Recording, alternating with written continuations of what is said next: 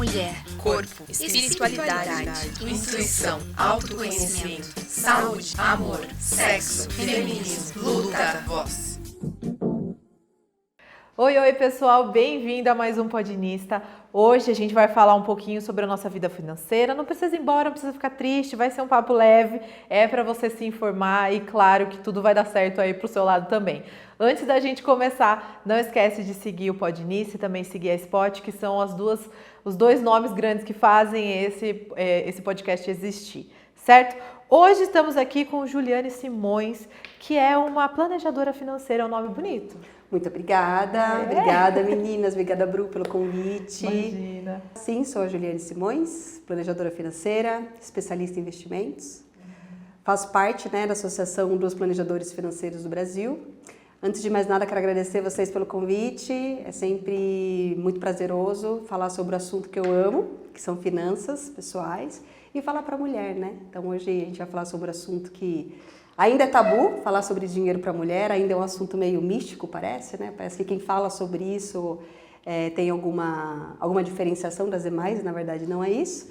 Então me sinto muito feliz de estar aqui, obrigada. Vamos destabilizar, então, inventando palavras, vamos destabilizar o dinheiro, né? Que as pessoas realmente têm medo de falar quanto ganham, quanto gasta, como cuidar, como investir, e na verdade precisa ser ao contrário, a gente precisa conversar mais sobre isso, né? Exatamente, Bruno. Bom, vamos começar do começo, né? Às vezes as pessoas falam, mulher é mais gastadeira. É isso mesmo? A gente tem um comportamento mais de gastar de mão aberta ou coisa do tipo? Vamos lá.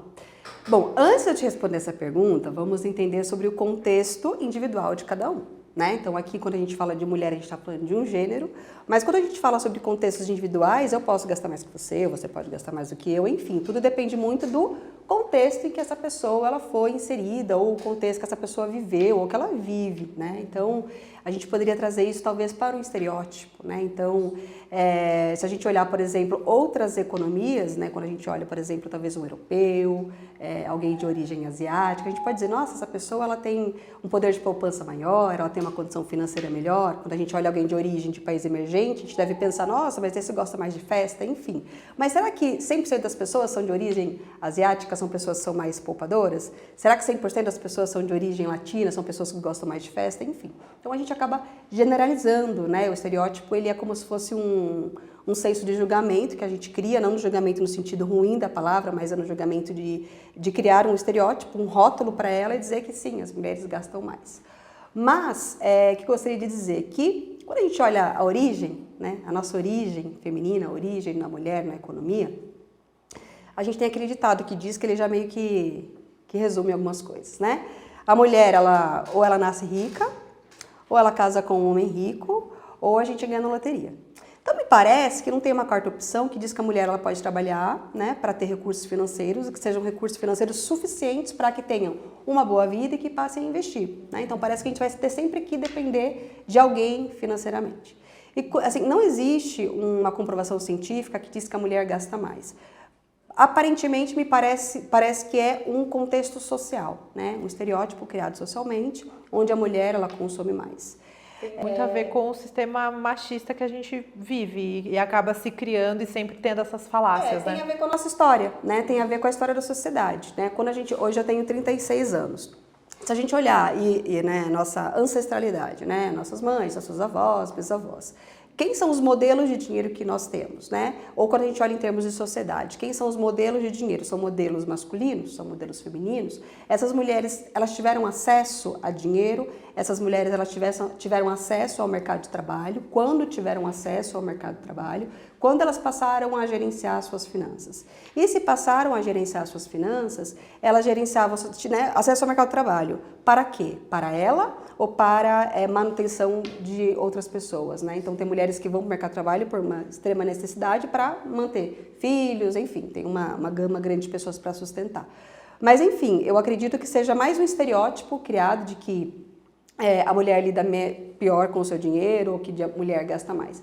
Quando a gente olha por ambiente, né, falar de modelo de dinheiro, quem são as mulheres que cuidam do dinheiro, quando eu comecei a minha busca aí pelo conhecimento financeiro, porque eu gosto de dizer que não é só você trabalhar com uma planilha, você entender quanto eu ganho, quanto eu gasto, colocar em categorias, não. É você entender sobre o seu autoconhecimento, né? Então, o que me faz consumir?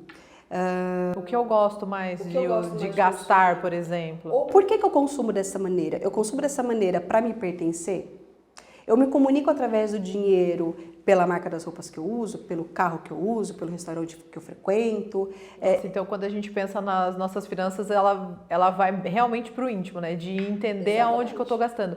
E eu acho interessante falar disso porque a gente se relaciona pensando que as coisas que as mulheres precisam mostrar para a sociedade de alguma forma, né? Um cabelo bonito, uma maquiagem bonita, uma roupa bonita, um batom, alguma coisa, são coisas mais caras e, querendo ou não, produtos de beleza. Para a mulher existem muito mais do que para homens, né? E a gente é mais cobrada nesse quesito também. Nós somos estudados a todo momento, né? Então, assim, o marketing nos estuda.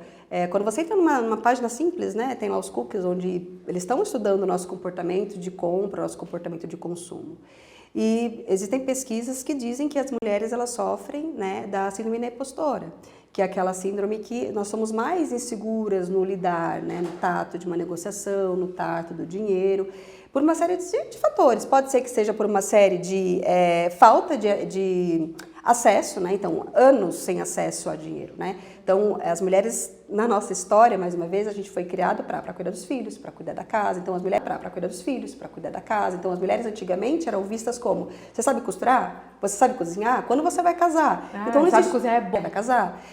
Não existia, não a cobrança, mas assim, não existia um incentivo a você precisa estudar para você ter um emprego que você sustente, que você seja independente, que você sabe, enfim, existia, mas olha, você não vai arrumar marido, olha, desse jeito você vai perder o seu marido, enfim, como se a gente tivesse o tempo todo que está sendo vinculada a alguém.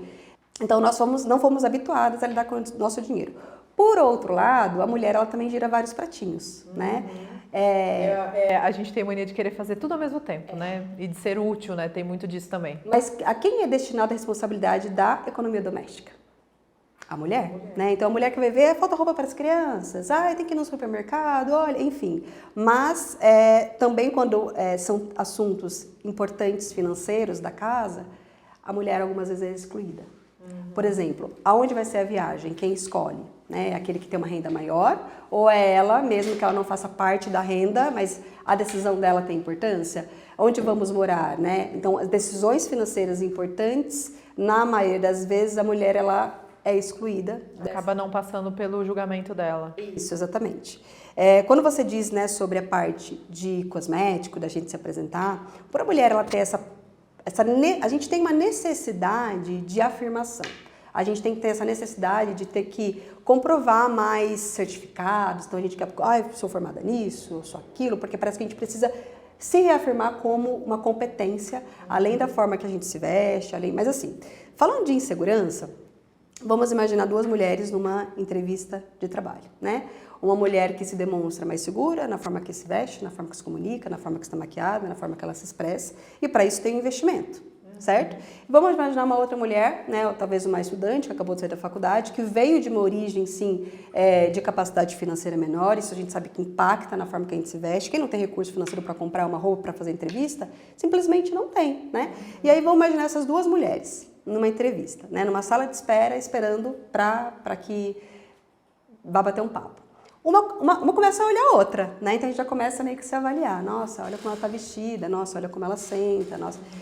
Como que é essa mulher, né, que tem uma origem de recursos menores, como que talvez ela entre nessa entrevista? Ela já fica completamente abalada sabendo que ela não vai ter essa vaga, por exemplo, ou pelo menos com essa Pode ideia, ser que ela né? tivesse, mas ali ela já começa a entrar numa mentalidade de que, putz, eu já vou entrar... Não pintei a unha. Não pintei a unha, já vou entrar em defasagem, porque... aparentemente eu não sou uma pessoa, não vou aparentar a mesma segurança que ela. Então, muitas vezes nós mulheres, a gente acaba, e assim, como eu te falei, nós somos estudadas a todo momento, né? Então, muitas vezes nós somos induzidas a consumir mais também por falta de segurança. E como que a gente luta, então, contra essas inseguranças para que a gente consiga lidar melhor com o dinheiro? Primeiro ponto, acho que assim, a gente precisa entender um pouco o ambiente que a gente vive, né? Quais são esses modelos que nós temos. Quando eu comecei, a minha jornada, né, nas finanças não foi uma jornada sempre de sucesso, né? Eu vim de uma origem muito simples, onde não tinha recurso zero, né? Então, eu imaginava que, poxa, se eu tiver... E assim, a nossa origem era tão simples e a gente era muito zombado, né? Pela origem que a gente vivia, principalmente na escola.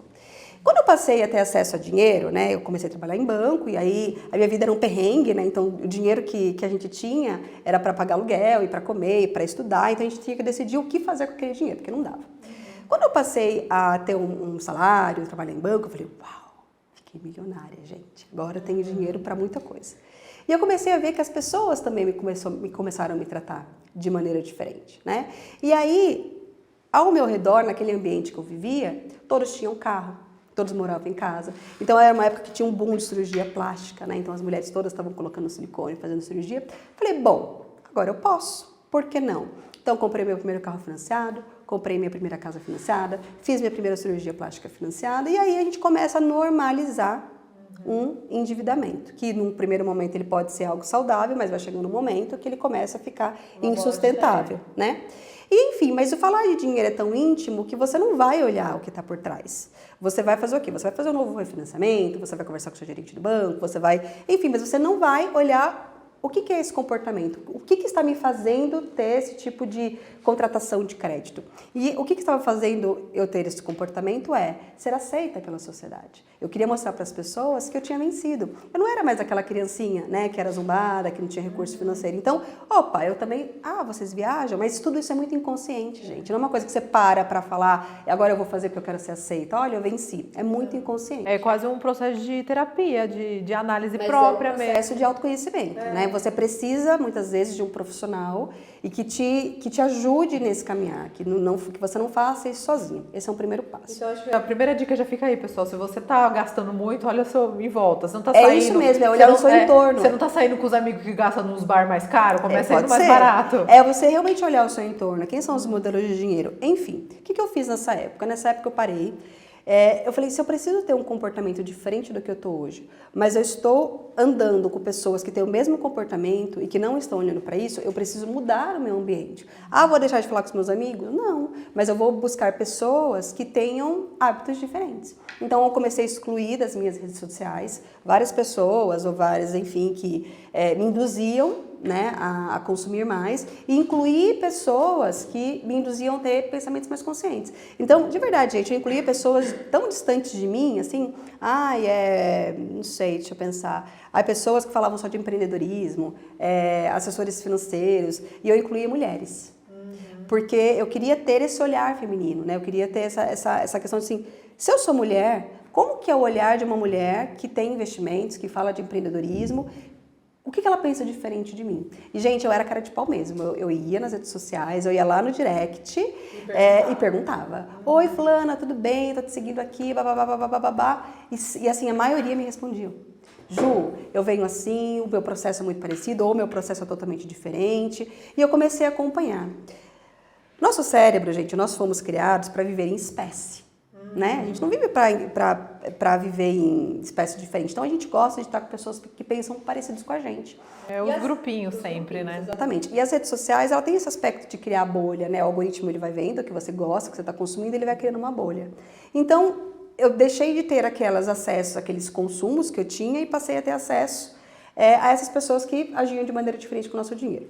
Então, se eu não tive na minha estrutura familiar... e se eu não tinha, dentro dessa questão social que eu vivia, apesar de viver dentro do mercado financeiro, dentro de bancos, eu não tinha esse hábito de consumir de maneira saudável. Eu consumia para me mostrar como um sucesso financeiro, né? E aí eu fui buscar, primeiro, autoconhecimento, entender, assim, o que estava acontecendo comigo, entender também sobre planejamento financeiro. Então, eu fiz um planejamento financeiro para entender quais eram os recursos suficientes que eu precisava para poder fazer uma transição de carreira, para poder não ter o medo de ficar sem dinheiro mais, porque como eu vim de uma origem muito escassa, eu tinha muito medo de ficar sem dinheiro, mas eu também tinha muito medo que as pessoas me excluíssem pela maneira de não ter dinheiro. Então, fui entender isso realmente em terapia, o que acontece. E aí eu fui entender os meus pontos fortes, fui entender quais eram as minhas habilidades, fui entender quanto de renda eu deveria ter, fui me fortalecer, porque muitas vezes, gente, a gente acha que é só questão do dinheiro, mas nós estamos tão ter sempre mais e não é isso. E às vezes a gente é tão insegura ao ponto que a gente não destrava aquela leoa que tá dentro da gente de ter potencial de renda. A gente tá sempre ali, sabe, ganhando um pouquinho, mas aí você, né, sei lá, você vai conversar com um amigo, o amigo fala, mas olha a quantidade de informação que você tem, olha como você é habilidosa nisso, por que você não fala sobre isso em tal lugar, por que você não vende isso? Mas será que eu tenho toda essa capacidade? Então, eu acho que sim, eu acho que buscar um autoconhecimento, buscar uma terapia, ela é uma aliada ao planejamento financeiro. Acho que, como eu te falei, o planejamento financeiro ele não é simplesmente uma planilha, né? Entender sobre o comportamento humano, é entender o que te move. E assim, para a gente entender, então, o que é exatamente, assim, se organizar, né, no financeiro? É realmente ter uma planilha? É saber quanto que ganha, quanto que gasta? Ou é saber onde eu vou mais gastar, onde eu tenho mais tendência em gastar? Quais são os pontos, assim, que a gente tem que ficar em alerta para que, pelo menos no final do mês, se não der para guardar, fique pelo menos 0 a 0, porque a gente não quer dever para ninguém, né? Certo. Bom, primeiro a gente tem que entender que uma planilha, um aplicativo, um papel de pão, eles são ferramentas, né? Eles são uma parte do processo que vai fazer você se motivar ou não ao planejamento financeiro.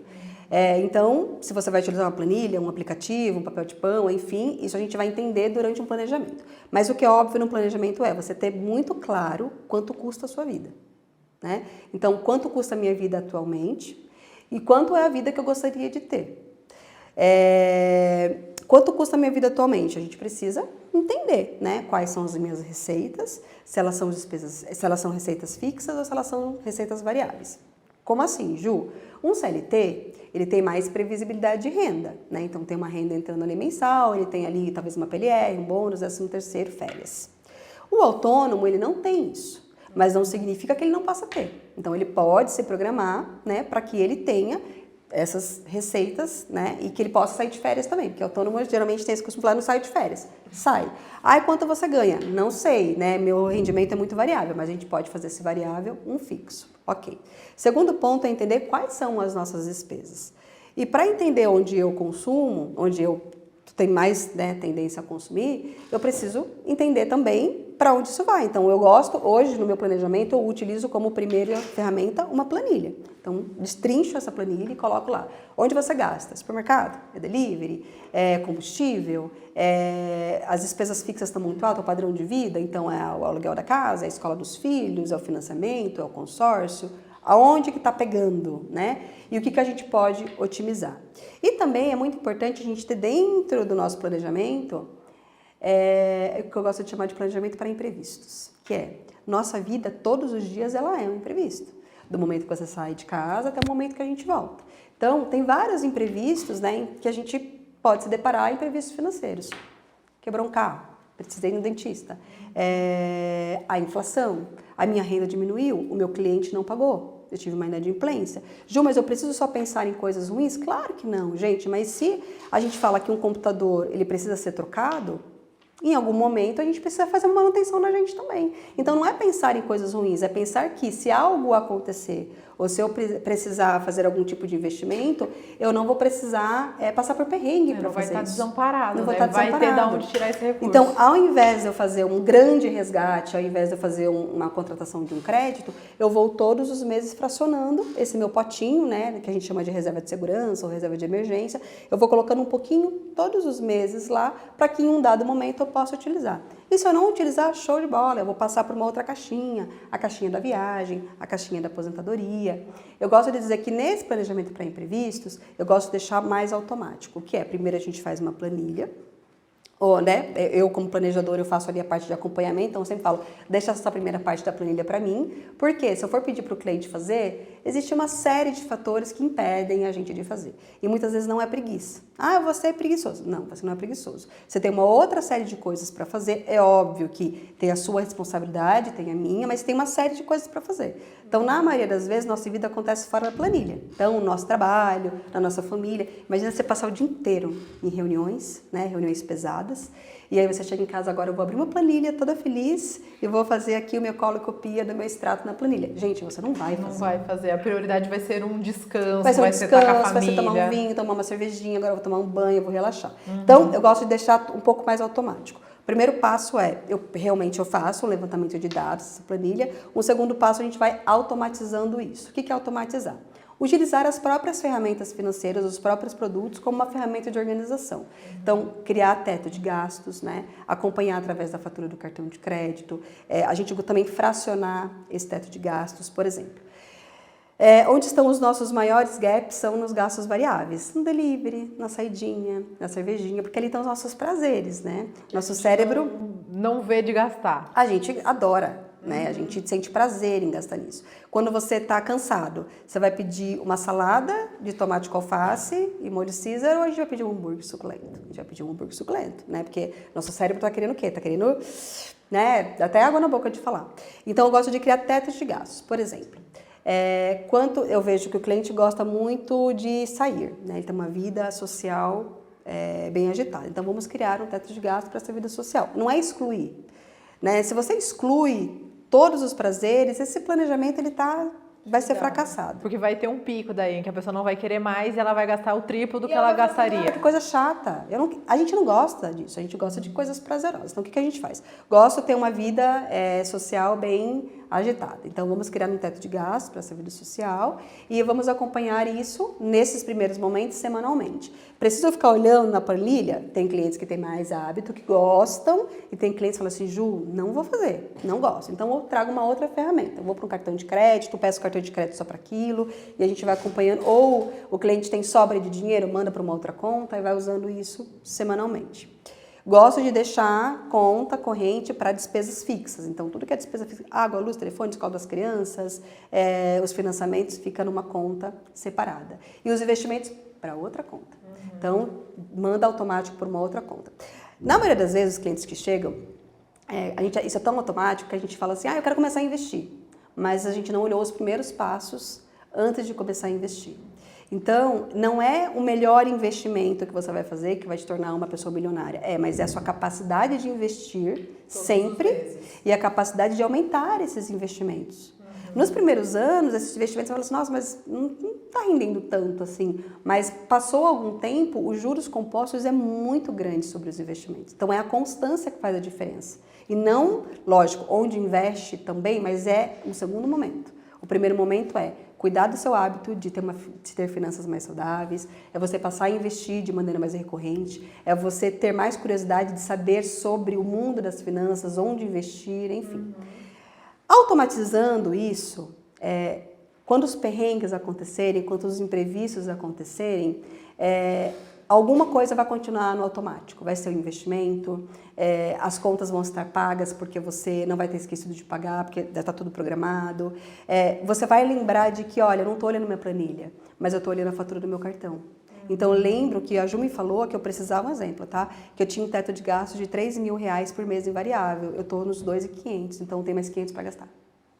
Então, a gente vai criando uma maneira ou outra de você dar um passo. Então, daí vai virando um hábito, né? Que é como você falou. Porque, a princípio, vai começar meio chato, porque você também não está acostumado, não tem essa rotina, nunca quis olhar, então você fica até receoso.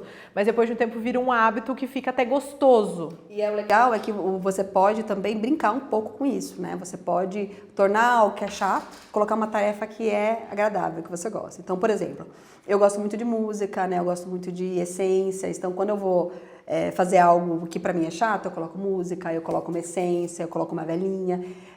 Eu sei que tem casais que vão conversar sobre finanças na caminhada, né? Então, tenho casais que já começaram. Ju, agora eu tô caminhando todo dia com meu marido, e o nosso momento de falar sobre grana é caminhando. Então, fazer algo que não está dentro do hábito, que teoricamente poderia ser algo chato, incluindo numa atividade que para você é legal. Ju, e o que mais pode fazer? Você pode te dar uma recompensa, né? Então, poxa, comecei a investir todos os meses. Gente, começa com o que dá, né? Mas eu não tenho, o valor que eu tenho não é suficiente para investir. Sobrou R$100? Manda esses R$100 para uma outra conta e a gente vai criando o hábito de investir todos os meses. Pô, a gente está trabalhando primeiro o comportamento, a gente está trabalhando primeiro o hábito de alguém que nunca teve acesso a isso. E de alguém que está aprendendo a lidar com o seu dinheiro, está aprendendo a lidar com a sua autonomia financeira. Quando a gente fala sobre dinheiro, a gente fala sobre isso, sobre autonomia. O nosso papel aqui hoje, né, falando num lugar que a gente está falando do feminino, é como a mulher se torna mais independente. E não só independente financeiramente, mas emocionalmente, né? Como que eu tomo as minhas decisões de maneira que, em algum momento, eu tenho várias mulheres, vários cases que eu poderia falar de mulheres que vivem em relacionamentos abusivos, não só relacionamentos com seus maridos ou com as suas esposas, enfim, mas também relacionamentos corporativos abusivos. Aceitam o abuso dentro de empresas, de casa, porque acha que depende de alguém. Será que eu vou ter condição de sair daqui?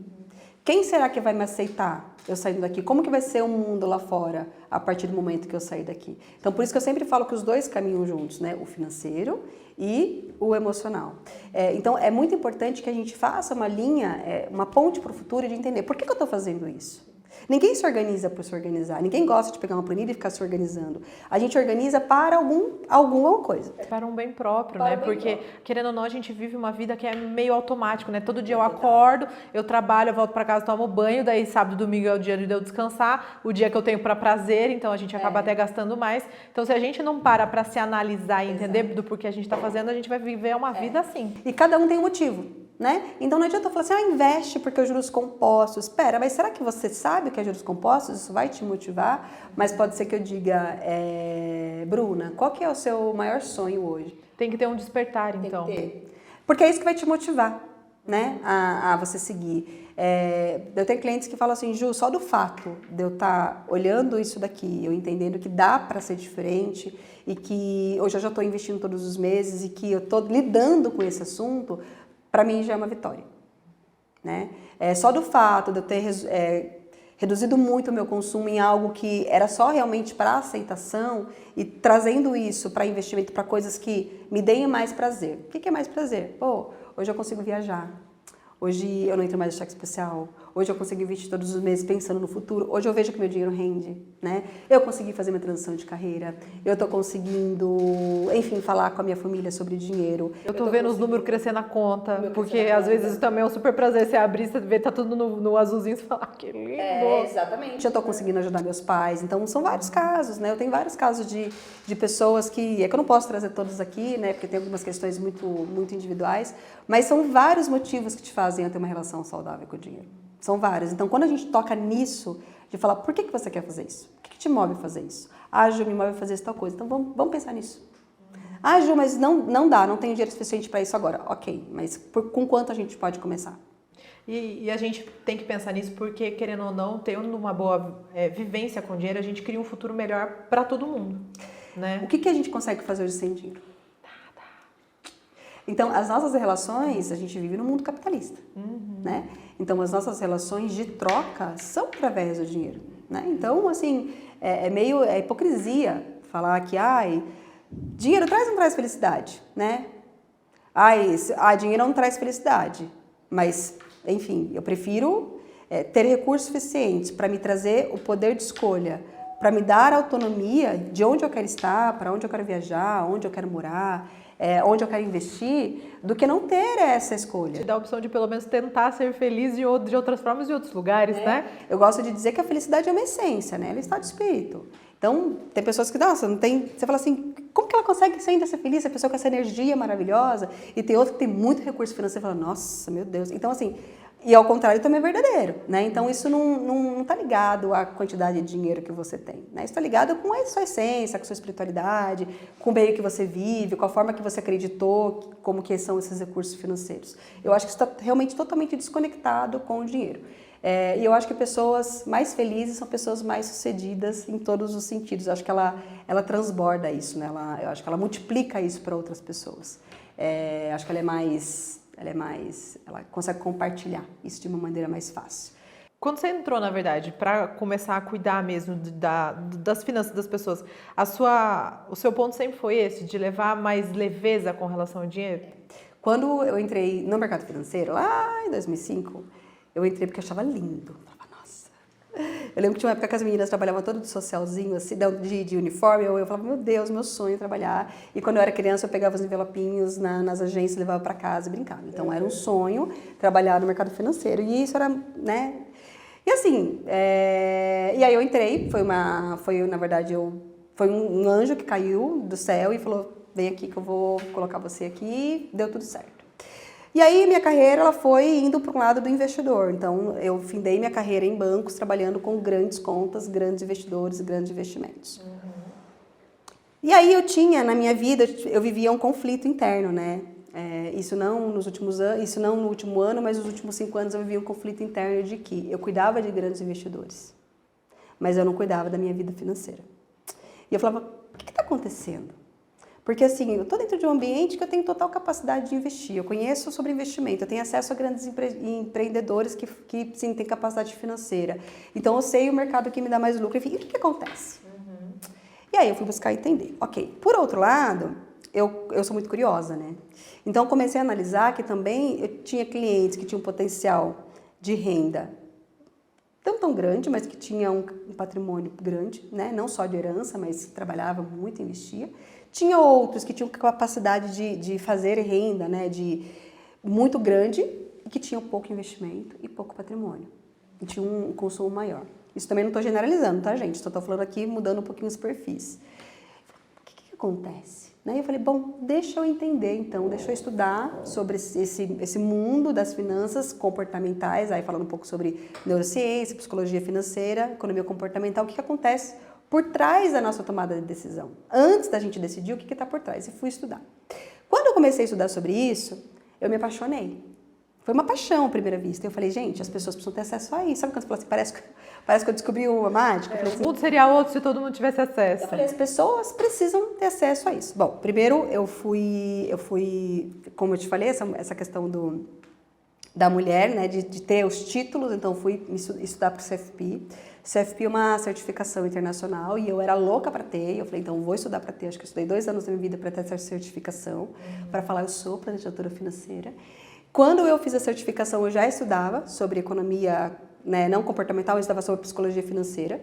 E aí, quando casou os dois, eu falei, eu preciso fazer minha transição de carreira. Eu já fazia o planejamento financeiro na minha vida pessoal.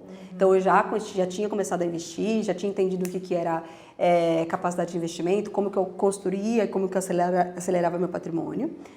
Então eu falava sempre com meu marido, minhas férias, isso aqui a gente vai guardar, a gente vai usar uma parte, porque eu não sou dessa também de ser mão de vaca, eu acho que recebeu férias, então quanto que a gente vai utilizar para viagem, né, para prazeres, e quanto a gente vai poupar. Então era férias, bônus, 13º, uma parte a gente usava e uma parte eu investia. Então eu já sabia que em algum momento eu ia fazer a transição de carreira, mas eu não sabia quando. Mas enfim, esse assunto começou, sabe que começou a borbulhar, aquela paixão que vinha, eu falei assim, gente, eu quero falar sobre isso, eu quero viver disso, eu quero trabalhar.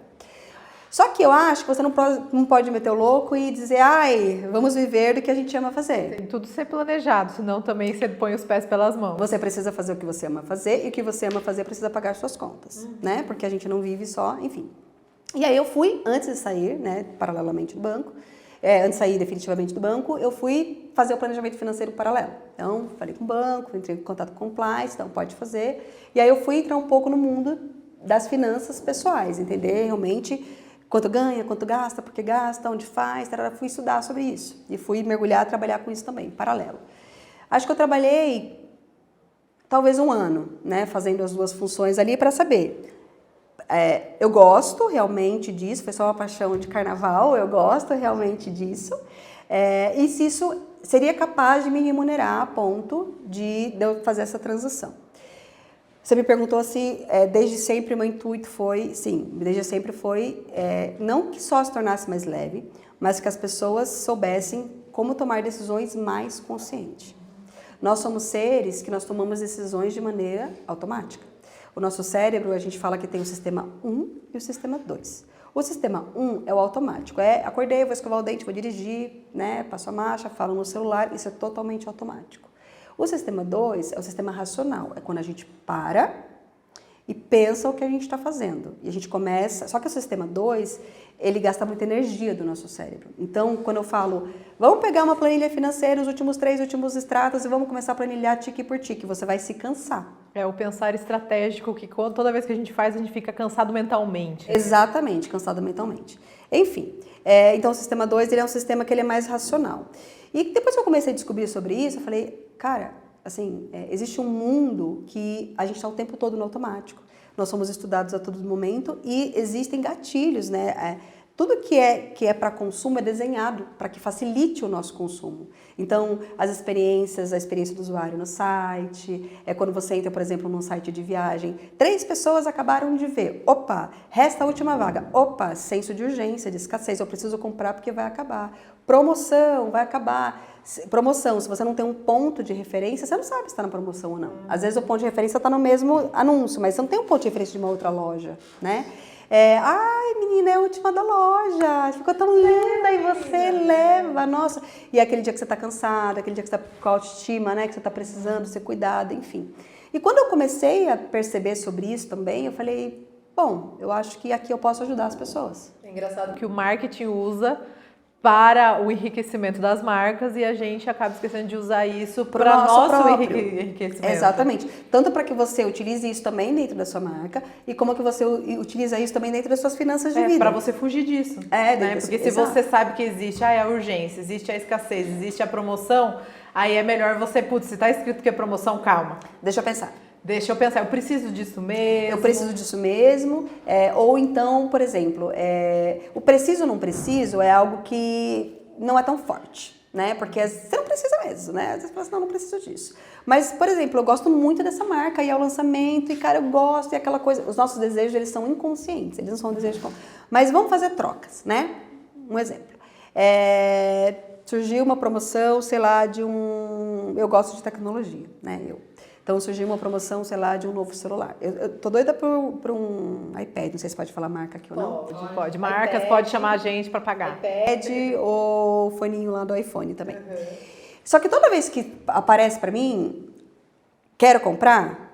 Quero, mas eu começo a fazer trocas. O que eu compraria com este valor e que neste momento me satisfaça mais ou me traga outras vantagens. Então, com esse valor eu posso investir, sei lá, no meu escritório, eu posso fazer uma viagem com a minha família. E para mim, o que é mais importante nesse momento? Viagem com a família, então eu não vou comprar agora. E essa questão do iPad, eu dizia o seguinte para mim, quando a minha empresa faturar XPTO, eu vou comprar o iPad. Aí a empresa faturava e falava, eu não vou comprar iPad não, porque é um valor muito alto, espera mais um pouco. E tem a ver daí com o que a gente já falou, né? De ter o autoconhecimento para você ter suas prioridades. Exato. O que eu gosto mais? Ou vou gastar quanto? O que esse dinheiro compra? Porque eu estou comprando porque realmente é algo que estava no meu planejamento que eu gosto, ou porque tem alguma coisa por trás.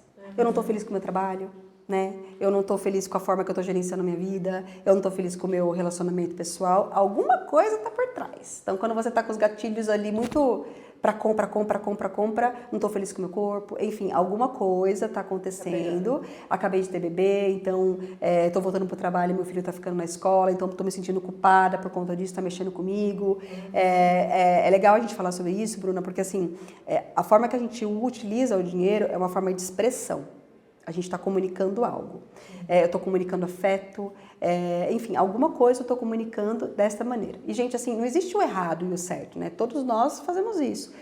O que a gente tem que entender estou dormindo bem? Estou dormindo tranquilo? A forma que eu estou fazendo isso está dificultando a minha vida? Sim. Ju, mas eu não estou endividada, tudo bem. Mas você está construindo, você está crescendo, você está construindo os seus objetivos? Você está conseguindo fazer seus sonhos? Porque às vezes você está ficando só mesmo aquilo ali, não estou endividada, mas não consegue viajar, ter um descanso, gastar uma coisa fora do que já está do planejado. E é muito importante a gente falar sobre ciclo de vida, né? Nós temos um ciclo de vida e um ciclo de vida econômico. Então, a gente tem a fase, né, de construção de patrimônio, de fundação de patrimônio, de distribuição, de manutenção de patrimônio e de distribuição. Então, a nossa fase de vida ali, a gente começa, de fato, a média, né, ficar economicamente ativa ali entre 20 e 25 anos, certo? Nos 35, 40, 50, nós estamos super economicamente ativas. Então, é a melhor fase de acumulação de patrimônio, a maior fase de capacidade financeira e a melhor fase onde eu posso crescer o meu patrimônio através de investimentos ou através de outros negócios. Vai chegar um momento na vida em que a nossa fase financeira, ela muda. Em que a gente vai começar caso a gente não tenha um patrimônio, né, que a gente chama de ativos, que tragam uma renda passiva, nós vamos ou parar de trabalhar por uma questão própria ou por uma questão obrigatória, né? Então, uma demissão, uma aposentadoria, uma questão de saúde, a gente sabe que isso acontece, né? Quantas pessoas a gente conhece na nossa família ou fora da família que pararam de trabalhar e que tiveram que reduzir drasticamente o seu padrão de vida. Vai chegando um momento, e assim, graças à medicina, nós estamos vivendo mais. Então, esse viver mais, quanto vai nos custar? Então, vou dar um exemplo. Hoje eu estava conversando com o cliente sobre isso. Ele tem 35 anos e ele pretende se aposentar aos 60. Então, a gente tem essa faixa, né, de tempo para que ele possa investir todos os meses, enfim, para que aos 60 ele consiga sempre resgatar uma parte desse recurso que foi acumulado para que ele tenha, né, vida. E aí eu perguntei para ele, seus avós maternos estão vivos? Estão. Quantos anos eles... Seu pai está vivo? Está vivo. Sua avó está viva? Está viva. Quantos anos eles têm? Ah, minha avó está indo para 89. Ok. Então, se você... Vamos imaginar que você viva como sua avó. Se você vai se aposentar aos 60 e vai viver até os 90, eu estou falando que você vai ter que ter 30 anos de resgate dos 30 anos que nós investimos. Quanto é isso? Quanto? Então, a gente precisa começar o quanto antes. Né? Então, quantificar. Então, o primeiro passo, né, nessa parte de entender sobre ciclos de vida. Então, assim, não é balela isso que a gente fala. Lá na frente, né, daqui a um tempo, a gente vai pensar, poxa, por que eu não comecei antes? Então, para que a gente não tenha esse arrependimento lá no futuro, então vamos começar hoje. Como que você é mãe, né? Como que a gente coloca isso na educação dos filhos? Porque na escola não vai ter. Né? Como que a gente coloca isso na educação dos filhos para que eles tenham esse pensamento e possam ter uma vida mais confortável, assim? Primeiro, acho que tem que ser muito natural, né? Acho que não tem que existir uma conversa de que vim aqui agora falar sobre as finanças da casa. Então, acho que isso tem que ser inserido a todo momento. Quando eu comecei tive o Arthur, eu tive o Arthur com 24 anos, né? E eu deixei o Arthur na escola muito cedo, desde os 6 meses, e ia trabalhar. E para mim era muito natural eu compensar ele dessa ausência com presentes. Então todo tempo era um presentinho, presentinho, presentinho. Eu era a mãe que ligava na loja e falava assim, viu, encomenda tal brinquedo para mim que acabou de chegar. E teve uma época que ele tinha um quarto cheio de brinquedos. E eu achava aquilo muito normal. Tudo bem, eu falava assim, posso pagar e tal. Só que eu comecei a perceber que eu estava mexendo muito com o emocional dele. Porque ele percebia que a minha troca de afeto era através do brinquedo, do presente. E aí eu comecei a fazer algumas trocas com ele, né? Falei assim, tirei toda essa parte de consumo dele. Falava assim, filho, vamos trocar isso por experiências? Então, ao invés de eu te dar um brinquedo todos os meses, o que você acha da gente começar? Vou te dar um dinheiro, né? Então, naquela época a gente brincava de semanada, e você vai investindo isso, e aí você vai escolher quais experiências que a gente vai ter. Então, eu lembro que na época ele escolheu ir para a Comic Con, que era uma feira. Então, para ele foi muito legal, porque, nossa, eu dei o recurso para ele, né? E ele começou a investir, guardar aquele dinheiro, ele guardava no cofrinho. Mas ele falou assim, nossa, eu consegui isso. Então, é dar autonomia para a criança, escolher o que ela quer fazer com aqueles recursos que ela tem. Mas tem que ser o objetivo dela. Por exemplo, ir ao supermercado. Se eu perguntar para um pai e para uma mãe, você leva o seu filho no supermercado? Aí não leva. Você leva o seu filho na papelaria, quando é época de escola, para que ele possa escolher o material dele? Não leva. Um grande erro.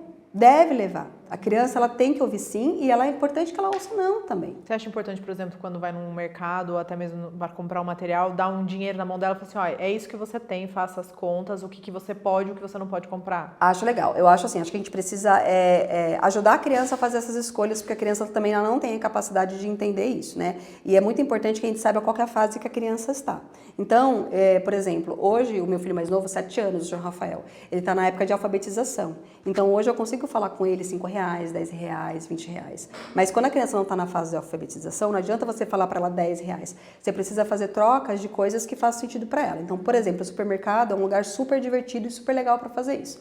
Vamos imaginar que a criança ela goste muito, sei lá, de um salgadinho, de um chocolate. Pega aquele salgadinho e fala, filho, esse salgadinho, o valor dele daria para você comprar 2 bolachas. Qual você prefere? Porque a criança está percebendo em termos de quantidade, não em termos de moeda. Então ela começa a entender que, olha só, se eu escolher o salgadinho, é um salgadinho, para mim tá tudo bem, porque eu prefiro o salgadinho. Mas olha, com o valor de salgadinho eu poderia comprar 2. Os meus filhos recentemente fizeram um exercício dentro da pipoca lá do shopping, né? Meu marido sempre falava para eles, a pipoca do cinema é muito cara, a pipoca do cinema é muito cara. Aí eles foram nas lojas americanas e compraram chocolate, salgadinho, refrigerante e ainda sobrou dinheiro, que era o que dá valor da pipoca. Então, para eles, como que a gente fez essa troca? Para eles fez muito mais sentido tudo aquilo que eles compraram e ainda sobrou dinheiro. Mas o ponto importante é dar autonomia para a criança, ajudar a criança a fazer essas escolhas. É um autoconhecimento completo, porque ela começa a aprender o que ela prefere sem também. Fazer o julgamento. Material de escola. O que eu faço com material de escola em casa hoje? Eu separo o que a gente vai comprar por utilidade e separo o que a gente vai comprar por afeto ou por comunicação. Como assim, Ju? Cara, o que é por utilidade? É o lápis de cor, a caneta, o caderno, vai ser tudo por utilidade. O que é mais barato, o que vai ter mais durabilidade, isso eu faço contas. O que é por afeto? Meninos, o que vocês querem escolher esse ano? Mãe, eu quero muito escolher a mochila do Pokémon. Então tá bom, então vamos cotar a mochila. Isso, eles vão saber o que eles podem escolher dentro de um orçamento. O que é por afeto? Aí a mãe que está comprando por afeto para a criança. A mãe, e aí assim, o que é pertencimento? Ou a criança quer aquela mochila porque ela está na fase, porque os amigos estão naquela fase daquele desenho, então ela quer pertencer àquela comunidade. Então primeiro você entender, aí você faz o orçamento, vê se dá, e dá autonomia para a criança escolher. Esse ano o que nós fizemos em casa também? Eles abriram mão de vários brinquedos que eles tinham, que nos usavam há muito tempo, eles queriam muito um PlayStation. É importante a criança saber esperar. E a gente falou o seguinte, agora a gente não consegue comprar. A gente consegue comprar no aniversário, o aniversário ia demorar. Vocês esperam? Esperam. Só que assim, gente, também a gente não consegue pagar tudo, né? Não dá, não é que não consegue, assim, não é a prioridade pagar tudo. Quanto vocês têm? Ah, mãe, eu tenho tanto. Então, vocês vão compartilhar, uma parte disso vem de vocês. Você vai ensinando a criança a construir junto com você um sonho. Né? E é importante que a gente ensine a criança a não ser uma criança que sinta dor ao gastar, porque existem pessoas que sentem dor, que a gente chama de dor do pagamento, que eu tenho dor ao utilizar o dinheiro para coisas. Então, assim, é chato ser, né? Ai, não vou gastar, porque o dinheiro é para uma troca, ele também serve para prazer. Então, ensinar a criança a não sentir dor, e ensinar a criança que se ela utilizar aquele recurso aleatoriamente, ele vai acabar. Assim como a comida, quando a gente fala, você vai ensinar a criança a ser escassa? Não, a gente tem que ensinar a criança a respeitar os recursos. Assim como a gente deve respeitar os recursos também. Quais são os recursos? Recurso de tempo, recurso de dinheiro, recurso de natureza, que são os recursos naturais que a gente tem. Então, ensinar a criança a respeitar esses recursos. Como incluir isso? Da maneira mais natural possível. Então, quando a gente fala sobre dinheiro em casa, para menino, a gente está falando de dinheiro. Não, filho, vem aqui. Papai e mamãe estão conversando com você e acho que seria legal você participar. É óbvio que você não vai ficar falando de uma maneira técnica, uma maneira chata, uma maneira de desespero com a criança. Mas é muito importante que a criança ela saiba qual é o momento que a família vive. Se é um momento de redução de gastos, filho, agora a gente vai ter que fazer prioridade, a gente vai ter que ter prioridades e eu quero que você participe para a gente ter esse bate-papo junto. É importante que a criança saiba o total de recurso financeiro da família, depende muito da idade, né? O Arthur hoje ele tem acesso a muitas coisas em casa, como utilizar um cartão de crédito, ele sabe senha, porque eu fui moldando ele aos poucos para fazer isso. E é muito legal que eu tenho 2 modelos em casa, um de 7 anos e um de 12. E o Rafa, ele está aprendendo a lidar com dinheiro. Então, muitas vezes ele vai ao lugar e fala, quero comprar. Aí o Tuco fala, irmão, mas se você comprar, você tem tanto de dinheiro. Se você comprar isso, você vai ficar com tanto, tudo bem? Ele fala, então tá bom, então vou pensar. Tá? É importante que até as próprias crianças entre si acabam se ensinando daí, né? Eles vão conversando sobre isso, né? Por quê? Porque isso já está incluído dentro da nossa família. Então, acho que é muito importante os pais entenderem que não é uma conversa de julgamento, não é uma conversa de isso não é papo de criança, olha, tem que economizar isso. Não, é um papo de como se você estivesse conversando com seu filho no domingo. Vai no supermercado, leva a criança com você. É mais um processo da vida, né? Que volta para o começo do episódio, né? Que a gente acha que dinheiro é tabu e, na verdade, é um negócio que a gente lida todos todos os dias. Então não pode ser um tabu.